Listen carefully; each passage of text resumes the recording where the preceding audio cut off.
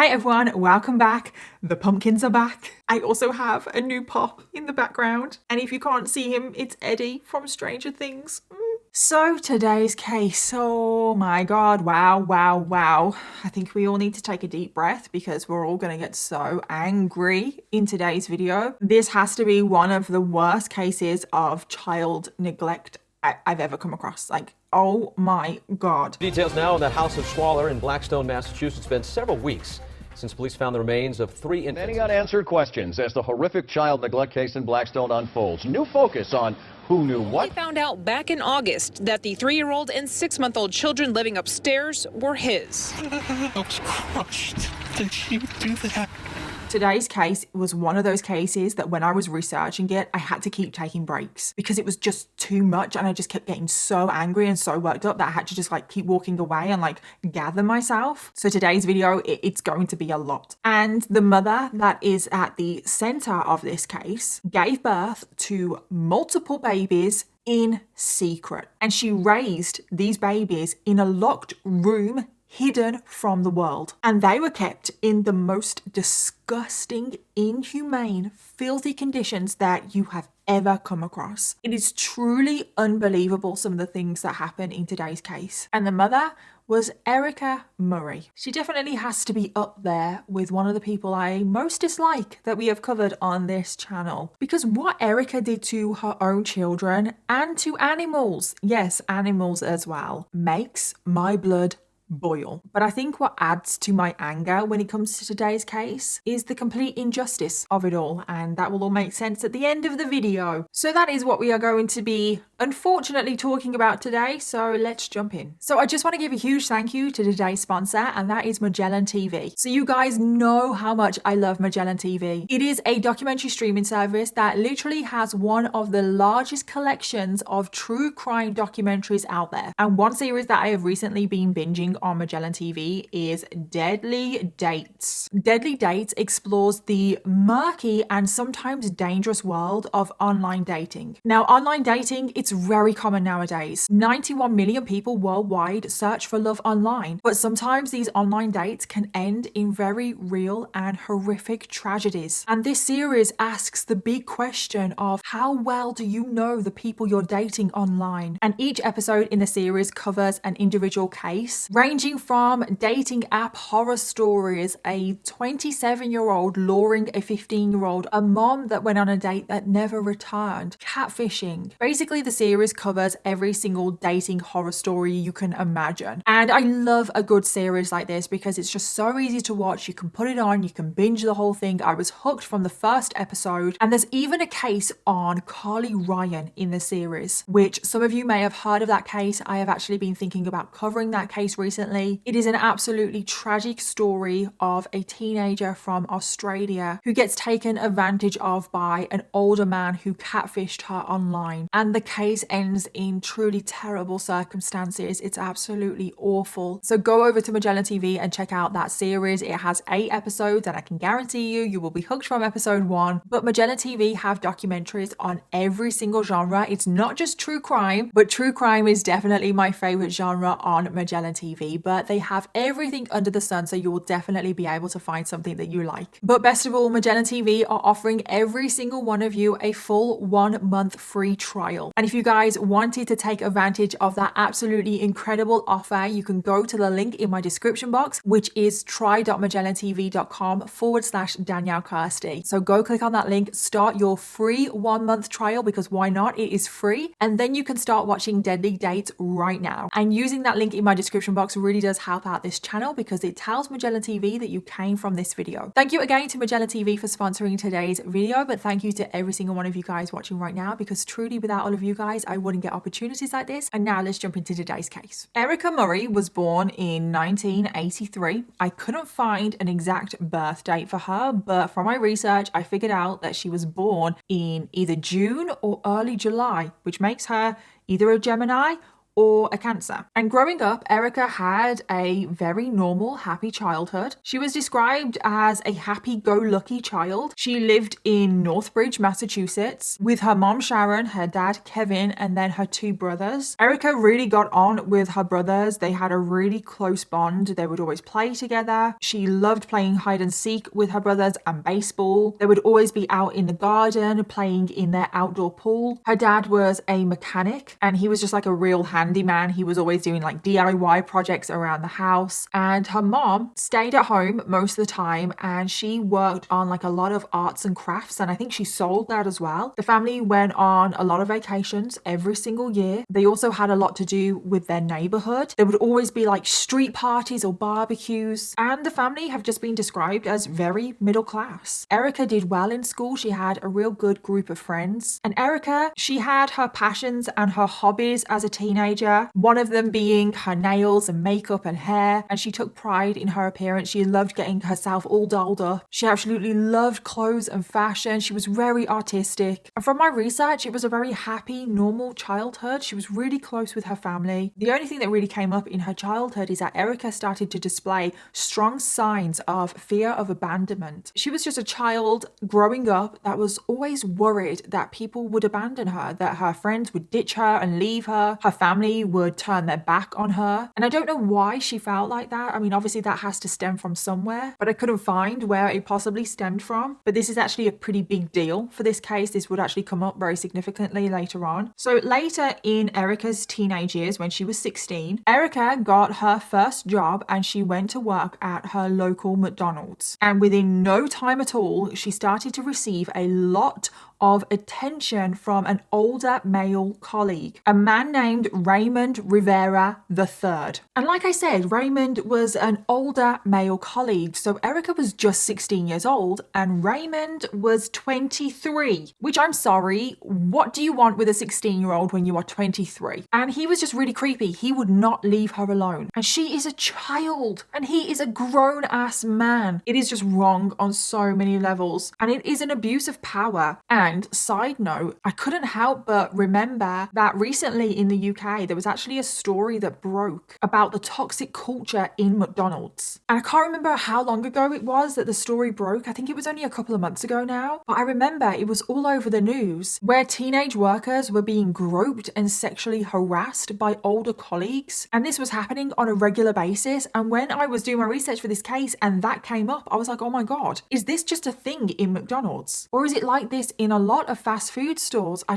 couldn't believe it. But anyway, Raymond, he is pursuing Erica and they soon start a relationship. And then a year later, when Erica is 17, she falls pregnant. And she was absolutely terrified about what her parents might say. And Erica decided to hide this pregnancy from her parents and from pretty much everyone. She was avoiding the problem. She basically just buried her head in the sand. She didn't want to address the problem, nothing. And this whole hiding the pregnancy definitely becomes a pattern. However, Erica did tell a few people that she was pregnant, one of them being a very close friend. So one day, Erica's close friend went over to Erica's home and the friend said to Erica's mom, "Hi, Grandma." And that is how Erica's mom and the rest of Erica's family found out that Erica was pregnant. And oh my God, I bet she had the shock of her life. But her parents were really supportive. They wanted to be there for her. However, Erica still did hide the pregnancy from the majority of the people that she knew. She didn't want anyone at school to know because you have to remember she's only 17. She's still in school. And she didn't want to attend her high school graduation because she was pregnant and everyone would find out. However, she in the end did attend her graduation. She was convinced by a friend to eventually go. And Erica, not too long after, gave birth to a baby girl that she called Kayla. And like I said, her parents were really supportive and they actually said that Raymond could move in with their family. So they wanted to offer Raymond a place to stay. So this new little family, they could be together as a family unit. And Erica's parents, they were incredibly supportive, both physically, emotionally, and financially. Her parents would go out and do the grocery shopping. They would do all the chores. They would help look after the baby. I imagine that they were probably concerned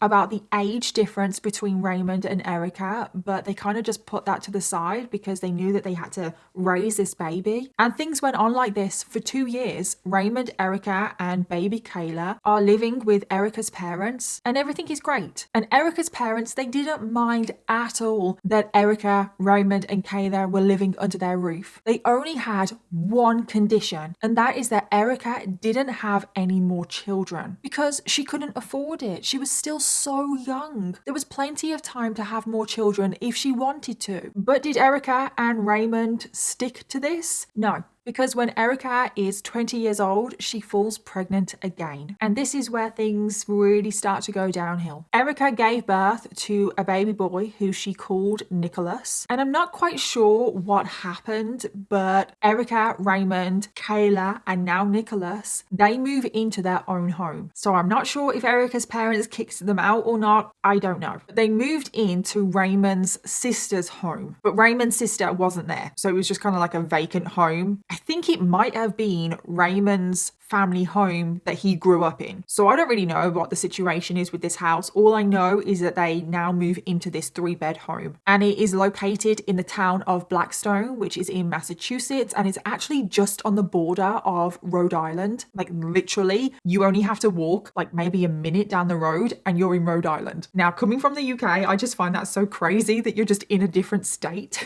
because like different states have like different laws and everything, and I just find that so weird. Like I went onto Google Maps and somebody's home, like half of their home was in Massachusetts and half of their home was in Rhode Island. And I'm like, where do you live? Do you live in Rhode Island or Massachusetts? Like, it's just bizarre to me. I don't know. Do I sound really stupid right now? So they are living in this house, which is 23 St. Paul Street. And this is a very significant house, which is why I'm telling you the address, because this is where the rest of today's case takes place. This is what basically turns into the House of Horrors. So now they are living on their own. Raymond is currently 28 years old and Erica is currently 21. And it is when they are living alone that Raymond's personality just completely changed. Because before he had Erica's parents watching him, keeping a close eye on him. Well, now he didn't have anyone watching his behavior. He could do whatever he wanted. And he turned into a completely controlling and manipulative person. Now that they had moved out of Erica's parents' home, Erica was now completely dependent on Raymond. She'd lost her parents' day-to-day help. She had lost that support in her life, and Raymond started to take complete advantage of this. And Raymond was your typical abuser. He first wanted to completely isolate Erica. He wanted Erica completely to himself so he could control her. He soon convinced her to quit her job because he told her that she had to stay at home and look after the children, which also now meant that Erica was financially dependent on Raymond. He didn't want Erica socializing with friends and family. He said that her friends and family were too much of a distraction. They were taking up too much of her time, and Erica just needed to back off and look after the children. Raymond would always want updates on what she was doing, where she was, who she was possibly with, because she was never allowed to see anybody. So Raymond would always text her, "Where are you? Where are you?" He probably was one of those people that were like, "Send me a picture of the fridge." You know what I mean? Like, send me a picture of this to prove that she was at home. I don't have any evidence of that, but I can just imagine it. And Raymond threatened to leave her if she ever went out with her friends and family. And then Raymond started being verbally abusive to Erica. He would call her every single name under the sun. He would humiliate her, dehumanize her. He never physically abused her, but he was such an angry, violent person that Erica always believed that that was going to be the next step.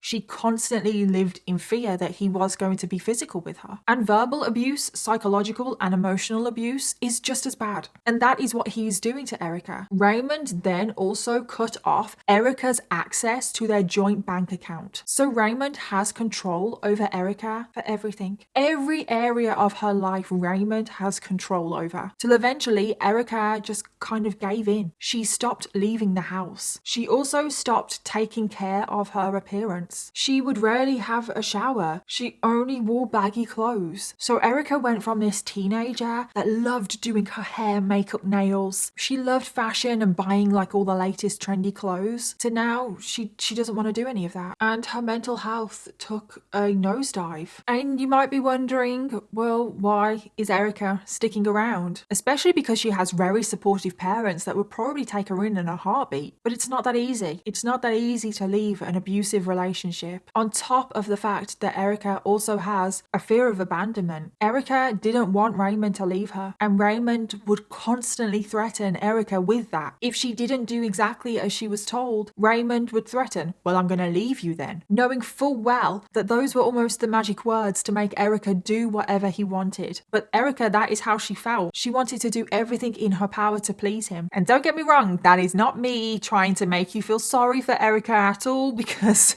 like I said in the intro, oh my god, this woman makes my blood boil. But we have to acknowledge that she is in an abusive relationship. There is a power dynamic here. She has been in this abusive relationship since she was 16. However, that does not excuse what she goes on to do. So Raymond has full control over Erica now, and it is now where the truly unbelievable, crazy things start to happen in this case. Because now that Raymond had complete control over Erica, he made one thing very clear to Erica, and that is that he did not want any more children. They couldn't afford it, and he didn't want any, and that he would leave Erica if they were to have another child. However, despite this, the two of them continued on having unprotected sex. Now, what is likely to happen if you have unprotected sex? I wonder, because it wasn't too long until Erica fell pregnant again. Now, I'm not sure if Raymond was demanding unprotected sex. I wouldn't be surprised if he was, or it was just something that Erica was happy to go along with because she wants to please him, or maybe she was okay with it herself. I just don't know. But Erica falls pregnant. But we know that Raymond doesn't want any more children, and Erica is terrified of him. She doesn't want him to leave her, but he has threatened that he will leave her if she is pregnant again. But now she finds herself pregnant again, so what is she going to do? Erica decided against an abortion. She also didn't want to give the baby up for adoption. So it's like, okay, so what other option does she have? Well, Erica decided to choose door 3, which shouldn't be an option for anybody. And that is to hide the pregnancy, keep the baby, and raise it in secret. You heard that right. Erica was planning on keeping the baby, but just not telling Raymond. Now remember, she hid her first pregnancy. However, she didn't hide her first pregnancy from Raymond. She only hid it from like her friends and family and people that she didn't really see that often. How was she going to hide her pregnancy from Raymond, who she lives with? And the time passes, months go by. Erica continues on wearing very baggy clothes, and Raymond doesn't seem to have noticed that she is pregnant. And the months are going by, and Erica is thinking to herself, oh my god, I can actually get away with this. And Erica as well, she didn't leave the house that much. She didn't see her family, so they obviously didn't suspect that she was pregnant. And she eventually got to full term, and Raymond still didn't know that she was pregnant, which is honestly just crazy. How does she live with Raymond, and how has he not noticed, despite how impossible this seems? I actually knew somebody that did this. I mentioned this before in the case of Megan Huntsman, which is a very similar case to today's case. But yeah, I knew someone that did this. They hid their pregnancy from everyone. I don't actually remember how old they were. I think she was about 17 maybe when she was pregnant, but she hid her pregnancy from everyone, including the baby's dad. And no one knew that she was pregnant. And she only told people after she gave birth. If I didn't know somebody that did this, I would think that this was impossible. But this girl that I knew, she was living with her parents, and her parents didn't know that she was pregnant. So it is possible. It's probably rare, but it's possible. So Erica is full term, and Erica gave birth to her baby in secret on her own in her own bathroom at home. She never went to the hospital, no doctors, no nurses, nothing. She just went into her bathroom and gave birth on her own. But now it comes the hard part. How is she going to keep a baby, a screaming, crying baby, a secret? Hiding a pregnancy is one thing, but how do you actually hide a baby? And it comes to a point where you might be thinking, well, surely she's going to have to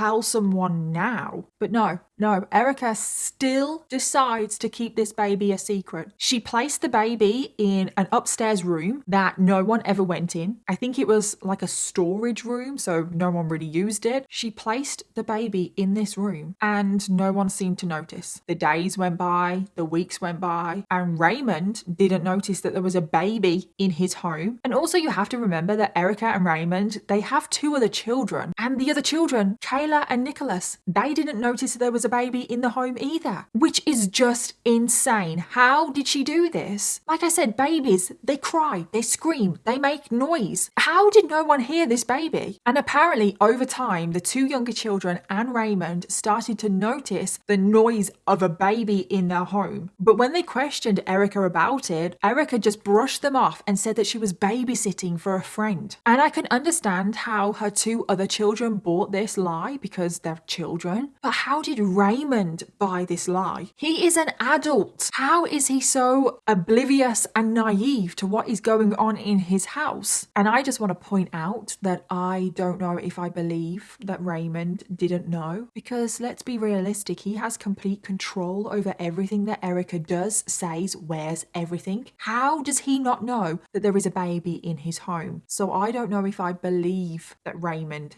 didn't know, but we'll just leave that there for now. But anyway, Erica continues to raise this baby in secret in the room upstairs, and her and Raymond still continue to have unprotected sex. So again, it wasn't long until Erica falls pregnant again. And I know what you're probably thinking. There is no way that she can have another secret baby. No way in hell. How can she do it again? But she does. Erica was still scared of Raymond. He still didn't want more children. She was still scared that he would leave her if she got pregnant again. So she hid the pregnancy from Raymond once again. And she went full term. And Raymond didn't have a clue that she was pregnant. And again, she gave birth in her bathroom on her own. And Raymond still didn't know. She then placed the second secret baby in this mysterious room upstairs. It is like she is collecting babies in that room. It is crazy. And she is now raising a second baby in secret. And I have so many questions, and I'm sure you do too. How is she doing this? How old are these children? How does Raymond not know? How is she able to raise 2 children in a room? Are these children being looked after properly? Are they being fed? Have the children ever even seen a doctor? Have the children ever even left that room? And of course, we will answer all those questions. However, we need to talk about Erica and the kind of mother that she is to her 2 other children, the 2 older children, the 2 children that Raymond knows about. Because whilst Erica is raising these 2 secret babies, she is also raising 2 other children in public. And even though nothing about this situation is normal, Erica, to the outside world, was living a completely normal life. Although Erica rarely left the home, she still managed to maintain a very active social life on Facebook. And Erica would post about her 2 older children on Facebook all of the time. So we're in like the early 2010s at this point, and her 2 older children are approximately aged 13 and 10. And Erica's Facebook would be filled with her family life. It would be full of home-cooked meals, family outings. Her 2 older children would be all over her Facebook about their school, about Halloween costumes, the children's birthday parties. The family of 4, so Raymond, Erica, Kayla, and Nicholas, they would always go out for family meals, and Erica would post all about this on Facebook. Her 2 older children, Kayla and Nicholas, they had all the latest clothes, they had all of the latest technology devices. And at this point, Raymond was working for Staples, and Erica was making arts and crafts at home, and I think she was selling them as well, which is very similar to what her mom did as a job. But Erica, as we know, she's not allowed a job outside of the house, so that is probably all she was allowed to do. But from the outside looking in, they looked like a happy family of 4. Erica looked like a really good mom. She looked like she loved her children and adored them and spent so much time with them. Neighbors also found the family and Erica really friendly. The 2 children, they had a lot of friends at school. The other parents of the children at their school liked Erica. However, However, there is nothing normal about this family because they are not a family of 4. There are 2 secret babies being raised in an upstairs bedroom. Raymond is also still abusing Erica. Raymond is also illegally growing weed and selling it from his home. So yes, there is nothing normal about this family. And another reason why this family were able to keep so many secrets is because friends, family, neighbors, they were never allowed to visit. Raymond said that visitors were out of the question. And Erica didn't really have much to do with her family anymore, so they didn't ask any questions. And Erica just kept up with her friends on Facebook. So no one knew what was truly going on in their home. And because of this isolation, Erica carried on living this life with secret babies for 6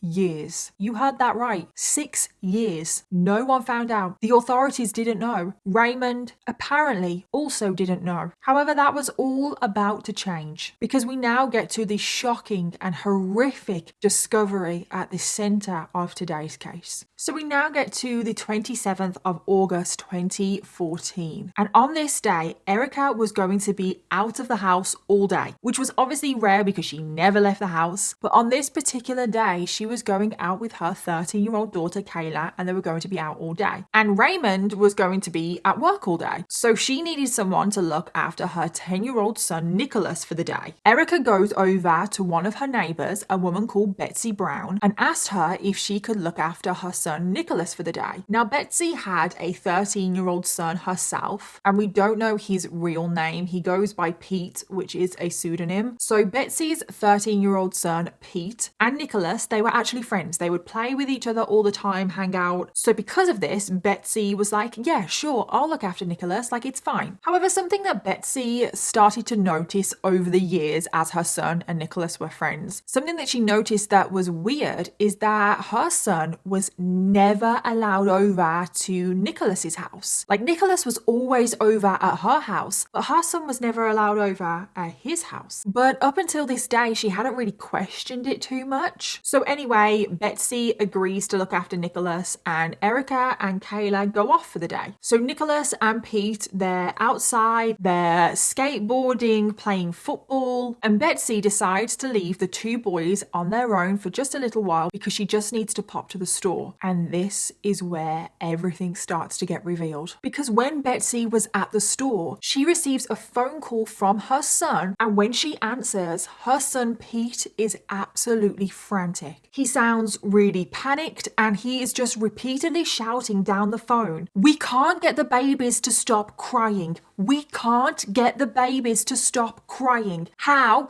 do we get babies to stop crying?" And Betsy was just like, "Babies? What do you mean? What babies?" Betsy asks her son where the hell he is because where are these babies? And this is when Pete reveals that he's at Nicholas's house and that there are babies in the house and they won't stop crying. And Betsy is really confused because she was like, "Babies? Erica doesn't have any babies. What is my son talking about?" But Betsy, she's so worried about her son, she rushes home. She pulls up onto the driveway of Erica's home. Her son and Nicholas are outside of the house and they are quite visibly distraught. So Betsy jumps out of the car and she rushes inside Erica's home. And what Betsy Brown was about to stumble upon would shock her to her core. Because first of all, as soon as Betsy opened the front door, she was immediately hit with the stench of feces. That's right, an overwhelming stench of feces, like just pure feces. So she entered the home, and when she looked around, there was just trash everywhere. And I don't mean like just a little bit of rubbish in the corner or like a few dirty dishes in the kitchen or like just a little bit of a mess. I don't mean that. Trash is literally everywhere, covering the whole floor. It is like someone has gone to the landfill, taken a bunch of rubbish and emptied it into Erica's home. There is more trash in Erica's home than I think I've ever seen in a home before. I have never seen seen anything like it. There was rotten food everywhere. There was maggots everywhere. There was so many bugs and flies everywhere. The food, oh God, can you imagine the smell? There was feces everywhere as well. And Betsy was dry heaving. To be honest, I am surprised that she didn't just throw up right there and then. And this house is shocking on its own. The condition of this house is just truly unbelievable. But then you have to remember that there are children living in this house. This is supposed to be a family home. So Betsy made her way up the stairs. And as she did so, she could hear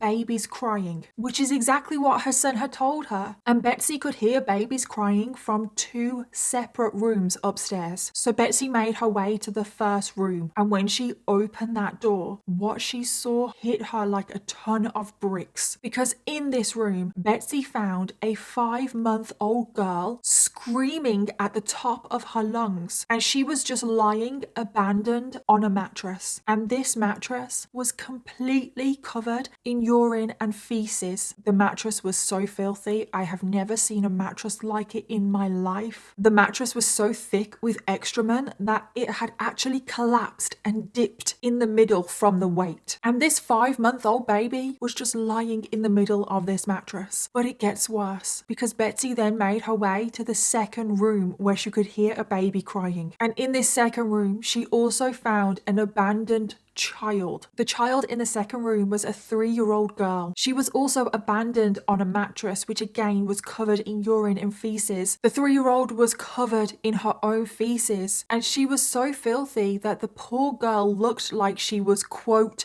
dipped in her own feces. And this 3-year-old, she was so traumatized. She was rocking herself backwards and forwards uncontrollably on this mattress. And she was looking at Betsy with the most vacant, blank stare. And have you ever heard of something this bad? 2 babies. And I know the 3-year-old is obviously not a baby, but she kind of is. And you will understand why I mean that in a minute. But 2 babies just completely abandoned, both of them covered in their own feces, lying on a mattress, screaming at the top of their lungs. They look so dirty, and they are living in this completely filthy, dirty, disgusting house. And the 2 rooms that the 2 babies were found in, there was also rubbish everywhere in those rooms. Those rooms also looked like a landfill. I truly cannot believe that this is even real. And after this discovery, I don't even know what was going on in Betsy's mind at that moment. So Betsy rushes over to both children. She covers the children with her own clothing to comfort them a little bit, and then she places a call to 911. Hi, I was just going to see if I could have somebody come over to 23 St. Paul Street. Okay, what's going on? I got a phone call from my son. He came over to his friend's house, said the babies wouldn't stop crying, and his friend's mom is out of town. She left this morning. Yeah. There's no one else here, and they've been at my house all day, and I just figured out that there's babies inside this house. I'm here now. They're covered in urine and feces. There's no electricity in the house. Sorry, I'm a little sick up. And she doesn't touch the children because she doesn't know if they're hurt. So she doesn't want to make it worse. She doesn't know what to do. So she just tries to comfort the children by speaking to them both in each room until police arrive at the property. And the police arrive very quickly. And when the police arrive, this is when the true scale of the horrors at 23 St. Paul Street are revealed. The police immediately rush into the 5-month-old and the 3-year-old. They needed immediate medical attention, and they are both rushed straight to the hospital. And the police continue to look through the property, and what they found, oh my God, again, I don't think anyone could prepare you for what they found. Again, the police had to fight back the urge to just vomit everywhere because the smell, the sight, everything was just so disgusting. And you guys are really not prepared for what is in this house. There are pictures of this house online. They are pretty readily available. You don't need to look very far to find the pictures of this house, and I will be including them in this video, obviously. So we know that there is trash everywhere. Trash upon trash upon trash upon trash. There are milk containers everywhere, various food packaging. There's actual food just there rotting away. There was also disused electrical appliances, broken bikes, so much debris. Some of it I can't even make out what it is. It truly is a landfill. It looks like the whole town just dumps all of their rubbish in this house. house. It blows my mind how anyone could live in this house, let alone a family with children. And of course, there were the soiled mattresses, and it absolutely breaks my heart that these two babies were found on these mattresses. There were human feces smeared across all of the walls. There was also piles of soiled diapers that was a foot high. And then in one room, there was actually just a pile of feces. Whether this is human or animal, I don't know. There was also electrical wires just exposed in the rooms, incredibly dangerous. There was also various other dangerous objects just lying around the house because there are 4 children in this house. We obviously have the 2 abandoned babies that have been found, but then there's also 2 other children that live in this house, the 13-year-old and the 10-year-old. How are they also surviving and coping in this house? There was also marijuana plants that Raymond was growing in the basement. The sink was full of dirty dishes. There were piles of unwashed, dirty clothes. There were maggots in every room. Every nook and cranny, there were maggots. There were rodents. There were so many insects, flies. There was one room that the police couldn't even open because there was so much trash in it. How hard is it to just pick up rubbish, put it in the bin, and put it out to be collected? How hard is that? There is no excuse. Why would anyone want to live in this? Why would Erica and Raymond themselves want to live in a house like this? Even if they don't care about their children, because they quite clearly don't, why would they want to live in it themselves? And then tragically, in the room that the 5-month-old was found abandoned, the police found a dead dog just lying there. And this dead dog had been in the room for months, just there, right by the 5-month-old baby. And I will warn you, there is a picture of this dead dog that you can see online. Do not worry, I am not going to put it on the screen for you to see, but I just want to warn you that if you do go and look up this case after this video, you might find that photo. And I truly wish that I hadn't seen it because I cannot unsee that photo. Police also found a cat in the house, and I don't know how that cat was still alive. And then down in the basement, they found a crate with a dog inside, and this dog was a bloodhound, and thankfully this dog was alive. However, it was barely clinging to life. This dog had also just been abandoned in this crate. The dog was malnourished. It was covered in scabs and scars. Chunks of fur were missing. The dog's eyes were sunken and completely covered in gunk. The dog had a ton of fleas. It was just so obvious that this dog was probably on death's door. And then at 4 p.m. that day, guess who returns home? Erica and her 13-year-old daughter, Kayla. Erica had left the house at 10 a.m. that morning. She had been gone for 8 hours. So she had intended to leave those 2 poor babies abandoned for 8 hours. And when Erica approaches the house, she doesn't really seem too shocked that there are police everywhere. She doesn't seem concerned, panicked, upset, nothing. Just indifferent. One of the officers approaches Erica and asks her where she has been and why she has abandoned 2 young infants in the house and why she thinks that that is acceptable. And Erica just said that she had, quote, things to do. At that moment, Child Protective Services arrived at the property and informed Erica that all 4 children were going to be taken off her. So that obviously was the 2 abandoned babies, but also the 2 older children, Kayla and Nicholas. And when Erica was told that all 4 of her children were being taken away, she didn't really seem to care. She had no emotion, no reaction, nothing. However, there was one thing that Erica cared about, and that was her cat. Yes, remember that there was a cat found inside the house? So Erica actually said, oh, please be careful. My cat is an indoor cat and I don't want her to get outside. And I'm like, are you being serious? Are you being serious? The only thing you care about is the cat. But the authorities told her that her animals were also going to get taken off her as well because she had been willfully neglecting them. And the dog, the bloodhound, and the cat were both taken to the vets and they were going to be put up for adoption. Thank God. So following this, police took Erica down to the police station for questioning. She wasn't being arrested at this point. They still had more investigation to do. But right now, they just wanted some answers, some explanation as to what is going on. So they sat Erica down and she was very calm, very cooperative, very unemotional during this interview. And they pretty much asked her what the bloody hell is going on.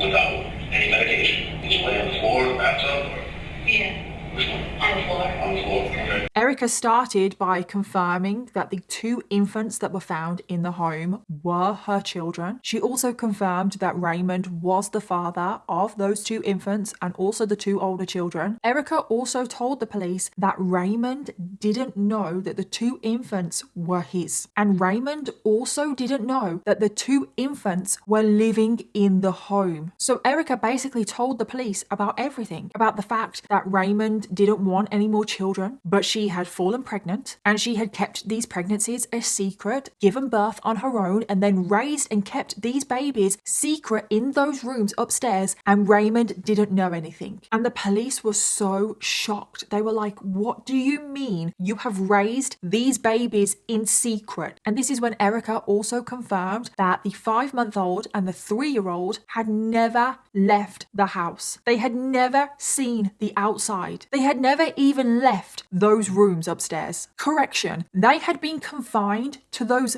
mattresses in those rooms for their entire life. That 5-month-old baby had been on that mattress for her whole life. But then that 3-year-old girl had also been on that mattress for her entire life. Let that sink in. On a mattress for their entire lives. And the police asked Erica what the names were of these 2 babies. And this part really hit me. I don't know why. I really don't. But when I found out this next thing, it really hit me because Erica said that she had never even bothered to name the 2 infants. The 5-month-old baby and the 3-year-old girl, they didn't have names. Erica referred to them as it. How can you do that? She had completely dehumanized them. She had just left these 2 children abandoned in the room and she couldn't even be bothered to give them a name. I don't know why that hit me so hard, but it just shows you that she just doesn't care. Throughout the whole interview, Erica just kept referring to the children, the 2 infants, as it. Following the interview, the police went to the hospital to inquire about the welfare of the 2 young children, and what they discovered is just, it's beyond belief. So these 2 children, they don't have names, obviously, and in official documents they were given names, but these are just pseudonyms. These are not their real names. So the 3-year-old is known as Lisa, and then the 5-month-old is known as Gina. So these are the names that I'm going to be using going forward. So the police inquired about the welfare of Lisa and Gina, and they were told that they were both severely malnourished from both of them not being fed properly. Both were extremely sensitive to sunlight due to the fact that neither child had ever been outside. Both were absolutely filthy. They were both found in diapers. Lisa, the 3-year-old, had not been potty trained. Both had nappy rash and blistering to the skin due to the fact that they had just been left on this mattress for their entire life. Both children also had flea bites all over them. There was also maggots all over their skin, in their hair. There was also maggots found in their ears. I just can't believe it. I can't believe I'm saying these words. These children have maggots all over them. They had to dig so many maggots out of their ears. It is the most awful thing you've ever heard. Neither Lisa or Gina knew how to hold their arms up to be picked up. Something so simple, something that probably a lot of us don't even think about, but a child raises their arms to be picked up and it's just something that is so normal. But Lisa and Gina, they didn't know how to do that, which just shows that neither one of them were ever or rarely picked up. Neither one of them had ever been socialized with another human being apart from Erica. Both Lisa and Gina also seemed terrified of people in general, which is not surprising considering the fact that they had spent their whole lives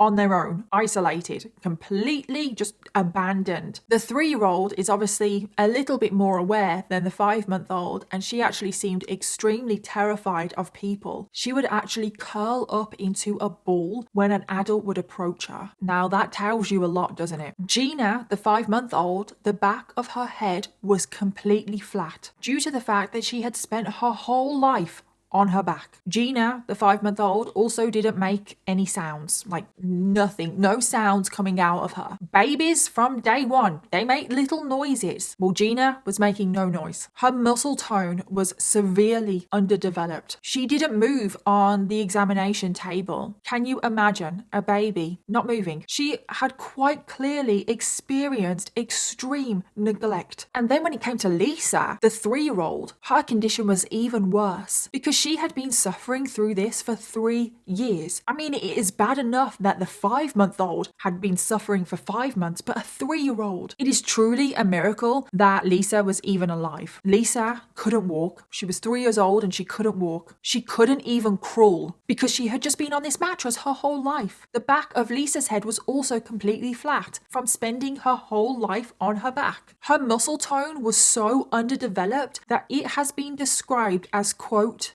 doughy. I can't even imagine that. Muscles feeling doughy. Her muscles were so underdeveloped because she hadn't used them. She couldn't sit up. She could barely hold her head up. Lisa couldn't do the most basic things. She couldn't eat off a spoon. She couldn't drink out of a cup. Her blood test showed that she was lacking severely in pretty much all nutrients. Like, I don't even know how she was alive. Her vitamin D levels were pretty much non-existent because she had never seen sunlight. Her hair was completely matted and unkempt, and she had never been washed her entire life. Neither one, the 3-year-old or the 5-month-old, Lisa and Gina, neither one of them had ever been bathed in their life. Lisa also could not talk. The only sounds that she was capable of have been described as, quote, guttural sounds only. She also couldn't properly hear because her ears were so blocked with wax. Her physical, mental, and emotional development was severely lacking for her age, which is why I said that she basically is a baby. Even though she's 3 years old, she's basically a baby. The hospital also believed that she might be displaying signs of autism, and she just didn't respond to human contact the way a 3-year-old would. She couldn't hold eye contact. She rocked herself to console herself, and when she was rocking herself, she was making these gurgling noises, and it was just so visible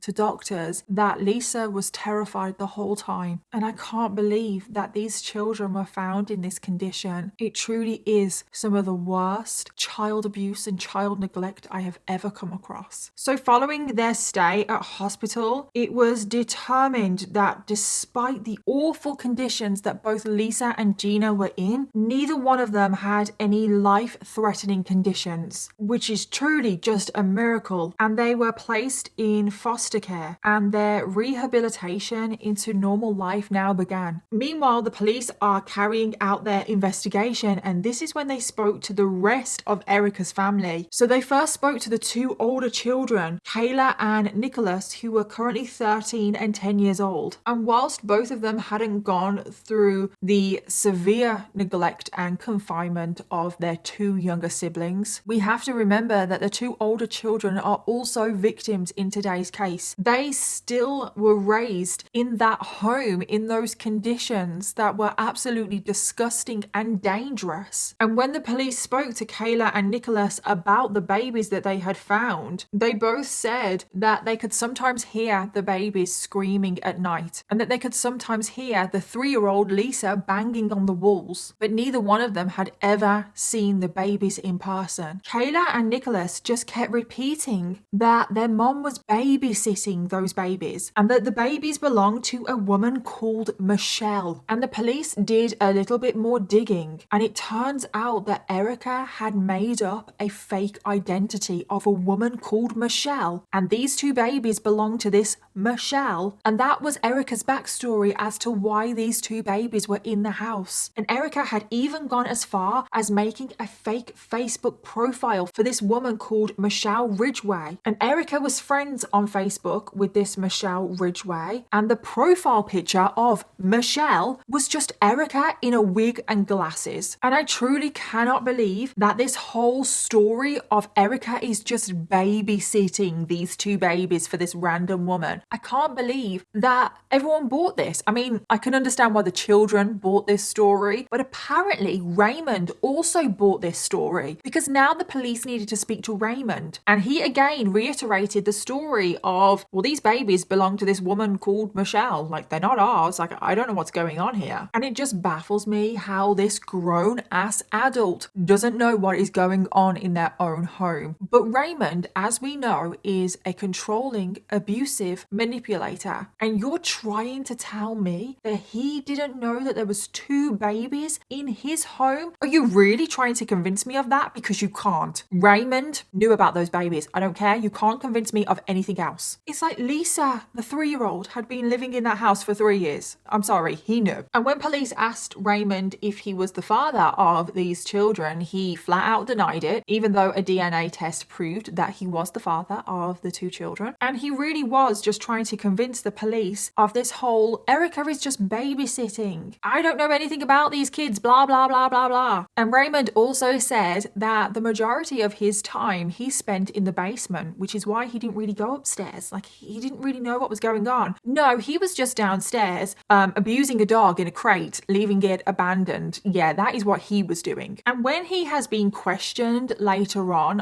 TV about all of this, all he could do was bawl his eyes out. I was crushed that you would do that. And as the days passed, the story of this case broke in the media. And as you can imagine, you don't come across cases like this every day, do you? The level of child neglect and abuse is on another level. Unanswered questions as the horrific child neglect case in Blackstone unfolds. New focus on who knew what. But Erica was still not arrested for anything. She had not been charged. So Erica and Raymond at this point were still just out there living their lives. And this story had broke on the news. And Erica didn't really seem to care. It had just been revealed to the world what she had done. Like, her babies have now been taken away from her. All of her children have been taken away from her. People in the neighborhood knew what Erica and Raymond had done, but she just didn't seem to care. Infuriatingly, Erica continued to post on Facebook. Yeah, she was still very active on social media. Just a couple of days after her children were taken off her, Erica posted on Facebook, "I'm so fancy," in reference to the Iggy Azalea song Fancy. And this is also when some of her older Facebook posts started to resurface, and oh my God, this will make your blood boil. Oh my God, these posts are so hypocritical. Just 2 months before the discovery of the secret babies, Erica posted on Facebook, quote, "Some people should not be parents." Oh my God, is she talking about herself? Because I agree. I can't believe it. How does she have the audacity to post that? Like, she's just delusional. What the hell? In another post, in response to a death of a 4-year-old boy, she wrote, quote, so sad. In response to another death of a child, Erica posted, quote, "Donate to help this family. Such a tragedy. No parent should have to lose their child." And then in other posts, she basically talked about how amazing of a mom she was. Like I said, her 2 older children, Kayla and Nicholas, they were all over her Facebook. To the outside world, she was an amazing mom. And I just don't know how she could do that. How could she post about missing her children? She actually did post, "Really missing my children. I'm bored without them." How can she post things like that when she has 2 secret babies upstairs that she is just completely neglecting? So now we get to the 10th of September 2014. This is 2 weeks after the initial discovery of the secret babies. Investigators are heading back to Erica's home. They are carrying out one more search of the home to try and find as much evidence as they can to build their case against Erica and Raymond. And now there is one more final shocking twist to this case, and I truly cannot believe what is about to come. So on the 10th of September, when investigators went back to the home, they actually had to wear hazmat suits because the conditions in the home were that dangerous. Like, literally there was a concern for the health of investigators or anyone going into that house. And I'm going to say it again, children were living in that house, but investigators investigating this case can't enter the house unless they're wearing a hazmat suit. So the police were sifting through the piles of trash and feces, soiled diapers. Like, I cannot believe how many diapers there were. They were clearing out maggots and rodents, insects, and they eventually made it to the 13-year-old Kayla's bedroom. And her bedroom, it looked like a landfill. Like I said, just because they weren't as neglected as the 2 younger children, they still had to live in these conditions. They still had to grow up in this environment. And the police were sorting through Kayla's room, and they got to her closet, and they were about to come across something that they were not expecting, because after they opened the closet door, they saw 2 stained cardboard boxes. And when they opened one of these cardboard boxes, inside they found skeletonized remains of a human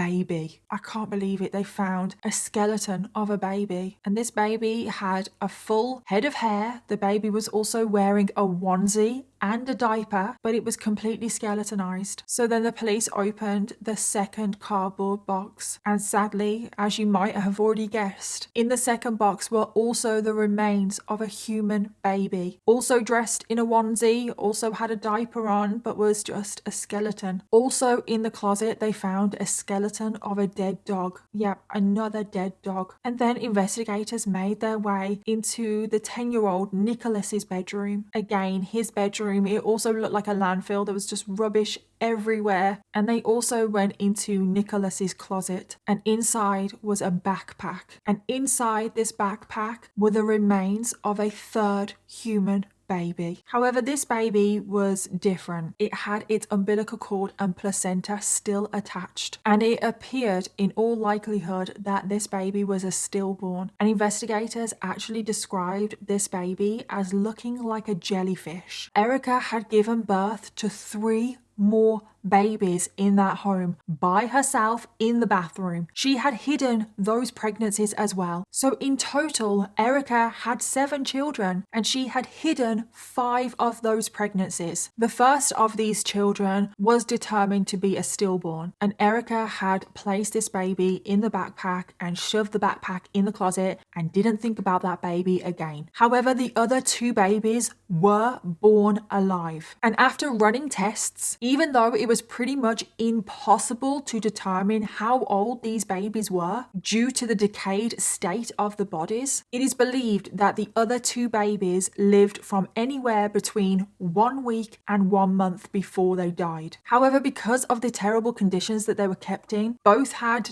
died in some kind of way. It was also impossible to determine the cause of death because of how decayed their bodies were. And it's just unbelievable. This case just keeps getting worse. And this was another moment where my jaw hit the ground. I couldn't believe it. How has Erica apparently hidden 5 pregnancies? And what is just so sad is that one of the babies was born stillborn. So there was possibly nothing that could have been done to save that baby. However, the 2 other babies were born alive. And I think we all know if those other 2 babies were born in a hospital, they had medical attention, given their immunizations, had all of the proper tests and everything done to them, they most likely would have survived. And we don't know how they died. Was it some kind of disease or something that they picked up in that house? Were they even fed? Were there complications in the birth? We just don't know. However, what we do know is that due to Erica and her actions and her choices, those babies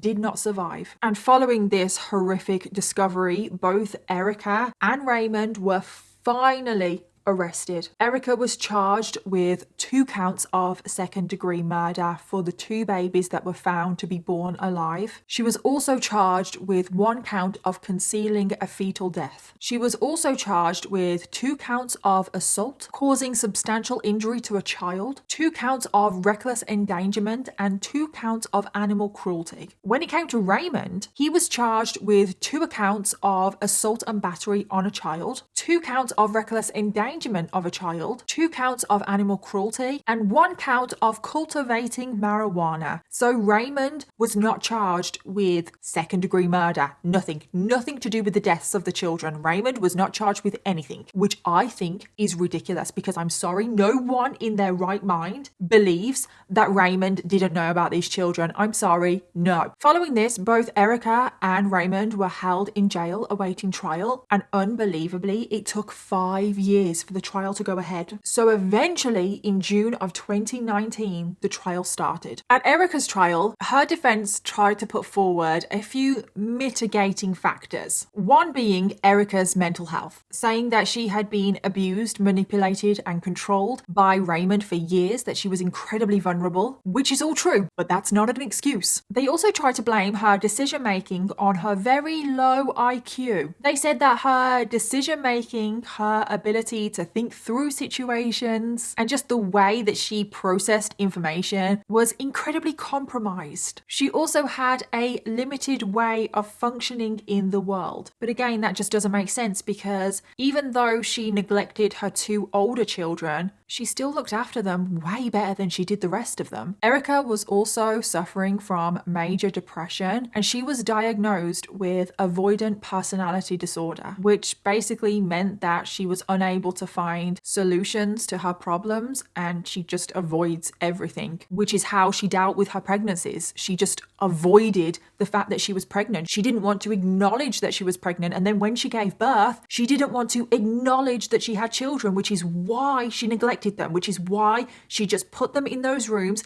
and pretty much ignored them. However, the prosecution said, no, we're not having this. No. She may have these mental health conditions. However, that is no excuse. And also, Erica had the mental capacity to make up a fake identity of that woman, Michelle. And it's like, if she had the mental capacity to make up this fake backstory of this woman, Michelle, and it was her children that she was looking after, that sounds like she's competent to me. The defense also argued that because no cause of death could be determined for the two babies that were found to be born alive, because they couldn't determine a cause of death, how could you say definitively that Erica was responsible? And unbelievably, at the end of the trial, the defense got what they wanted, and Erica Murray was found not guilty on the 2 counts of second-degree murder. However, she was found guilty on all of the other charges, which was assault and battery of a child, reckless endangerment of a child, concealment of a fetal death, and animal cruelty. When it was Raymond's trial, he was also found guilty on all of his charges as well, which again was assault and battery of a child, reckless endangerment of a child, animal cruelty, and then cultivating marijuana. And are any of you angry right now? Because I am. But you're about to get a lot angrier, because now we get to the sentencing. Raymond was sentenced to only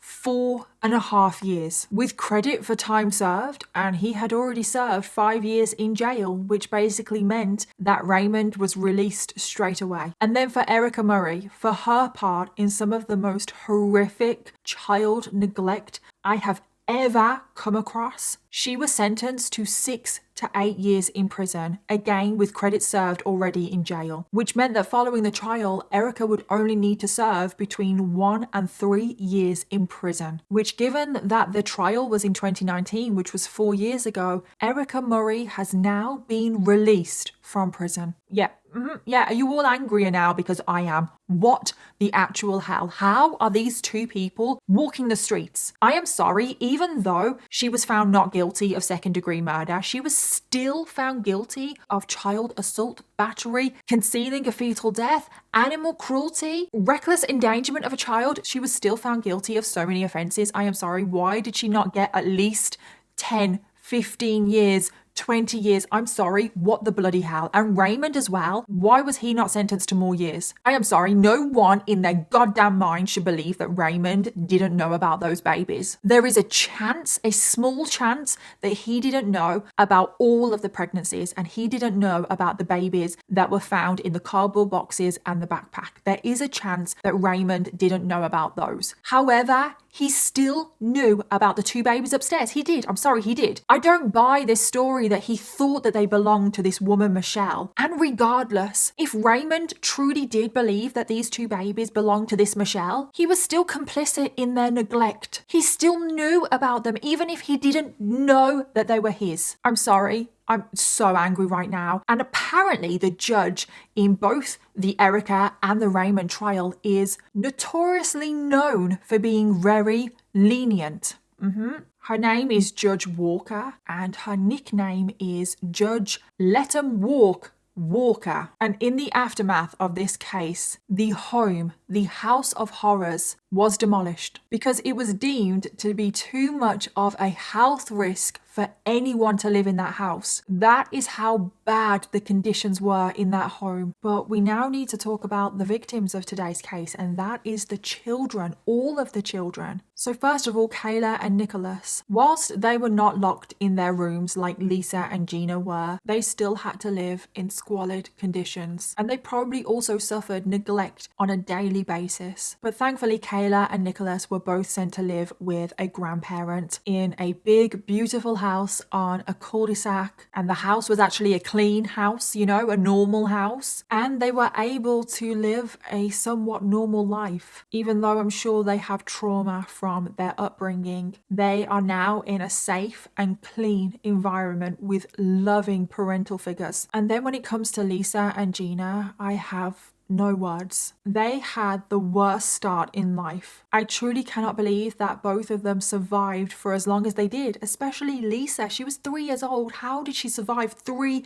years in those conditions? Neither one of them ever saw sunlight. They were barely fed. They didn't even have names. It's just absolutely disgusting. And I can tell you now, there is a special place waiting for Erica and Raymond for doing what they have done. I don't know how they can live with themselves. I truly don't. And for obvious reasons, we don't know too much information about Lisa and Gina, but what I do know is that after they left hospital, they entered foster care and both of their conditions improved dramatically. Lisa, who was 3 years old, she couldn't walk and she couldn't crawl, but after 2 weeks in foster care, she had learned to walk. And I think that that is just an example of how amazing the human body and spirit truly is. And 1 year later, Lisa visited the healthcare worker that initially treated her, and Lisa ran up to this healthcare worker with the biggest smile on her face. And I think that just shows how much and how dramatically Lisa has improved, that she is happy, that she is smiling, that she is running up to an adult. The difference is truly heartwarming. And then when it comes to Gina, who was 5 months old, I actually don't know much information about Gina whatsoever, but given how much Lisa has improved, I am sure Gina has also made dramatic improvements as well. And I'm just so thankful that both of them were rescued from that home and they now have the chance to live a normal life, even though I am sure they are going to have so much trauma that they are going to need to work through because their development has been stunted, that emotional, physical development, it's going to affect them. And I just truly hope that they can develop and get the help that they need. And I truly, from the bottom of my heart, hope that they go on to live fulfilled, happy and healthy lives. And then when it comes to the other babies that were found, we know that at least 2 of them were born alive. So if it wasn't for Erica and Raymond, those 2 babies could still be here to this very day. And it is so sad that they never even got a chance to live their lives. And that brings us to the end of this incredibly heartbreaking case that I just truly cannot get over. Like, I still cannot get over that this happened. As always, let me know your thoughts, theories and opinions on today's case, and don't forget to leave me your case suggestions in the comments down below because I always want to know what you want to hear next. Thank you again to Magellan TV for sponsoring today's video, and I'll see you all in my next one. Bye.